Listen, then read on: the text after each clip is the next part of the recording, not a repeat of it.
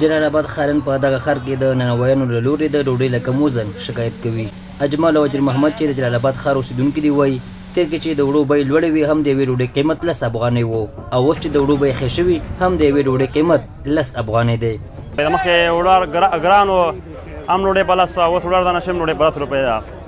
دا ډوډۍ باید موږ ته ارزانه شي. هغه وزنونه کموي او اوس باید وزن پوره ورکړي په ډوډۍ مرزانه کې موږ دپاره. مخکې چې وړه په 1800 روپۍ باندې وو هم دا ډوډۍ په 10 روپۍ باندې وه. اوس ښه وړو 1400 روپۍ باندې دي هم دا ډوډۍ په 10 روپۍ باندې. دولت هم دا غوښتنه ده چې دې څارنه وکړي او دا ډوډۍ وزن اضافه کړي. عبدالمجید او احمد زی چې ډوډۍ پخوونکي دي وایي د اړوند کمیسیون له لوري ورته نښنامه او د ډوډۍ ټاکلی وزن ورکړل شوی او د هغې مطابق د پوره وزن ډوډۍ پخوي. اوس وړه دی په 1400 روپۍ باندې 170 ګرامه 180 ګرامه ډوډۍ دی. اوس خو خلک د خپل نانبیانو یو د په ضد باندې دانه 7 روپۍ د 50 شپږ ورکوي. موږ وړه و شل کم 1900 روپۍ اخلو زموږ 180 ګرامه نرخ دی. ما اوس په دادستي خپل ډوډۍ هلته وتړل. چې کوماتي وړه دي کورني او هغه خو زموږ نانبۍ ته نه پکارېږي. دا وړه چې دي دا ښه وړه دي دا چغزي جسمین وړه استعمالو او هغه عادي وړه بالکل د کار نه کوي که نه هغه ډوډۍ صحیح نه راځي. ګرام اضافه شوی دی که نه موږ ته وزن را کړی دی. موږ ته 180 ګرام وزن را کړی دی.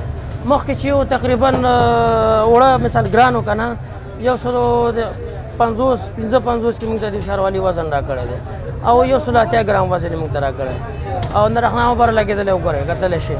په ورته وخت کې د بیو د کنټرول او احتکار کمیسیون دارالانشا مشر شاکر الله ستانکزی وایي نانوایانو ته یې د ډوډۍ ټاکلی وزن او نرخنامه ورکړي او هېڅوک ترې سره غړونه نشي کولی چې په خبره یې که څوک ترې سره غړونه وکړي قانوني چلند به ورسره ترسره شي.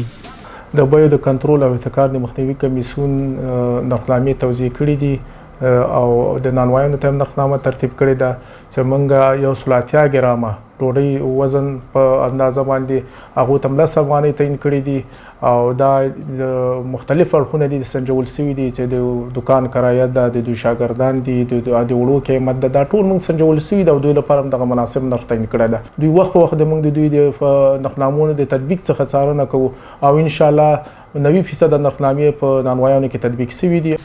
د بیو د کنټرول او احتکار کمیسیون مسؤلین خیران ته ډاډ ورکوي چې په ښار کې د ټولو توکو کنټرول ته جدي پاملرنه کوي او هیڅ هټیوال او پلورونکی به خپل سرۍ ته پرې نه ږدي.